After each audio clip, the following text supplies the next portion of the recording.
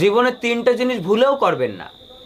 এক হচ্ছে বাবা মার পছন্দের বিয়ে, আর দুই নিজের পছন্দের বিয়ে, আর তিন বিয়ে। তা তুমি করলে কেন?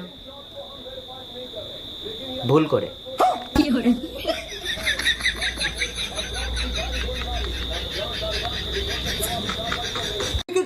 একটা গেম খেলবি? আমি তোকে যে প্রশ্নগুলো করবো সেগুলোর ভুল জবাব দিতে হবে, ঠিক আছে? তাহলে বল, তোর নাম কি? আমার নাম শাহরুখ খান। তোর কটা পা?